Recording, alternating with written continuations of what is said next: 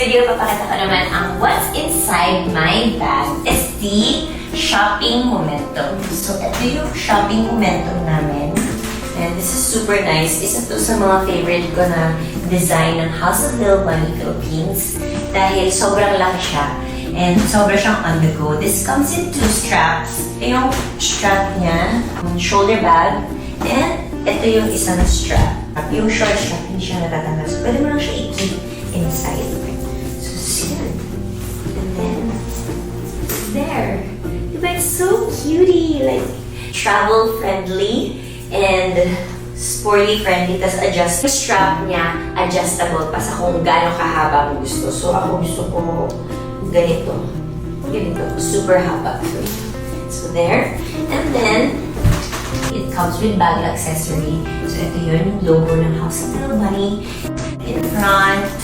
And ang kagandahan dito sa shopping momentum is meron siyang free pouch. So, pag binili mo tong bag na to, meron ka ng kasamang free pouch. Kasing kulay ng kung ano yung kulay nitong bag. So, ito yung free pouch niya. Dito na rin yung mga makeup ko and all. Mga abubot.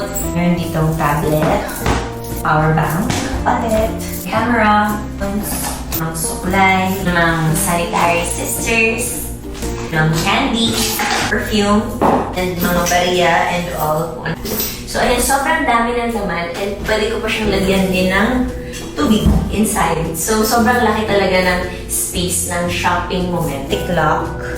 And that's it, pansit.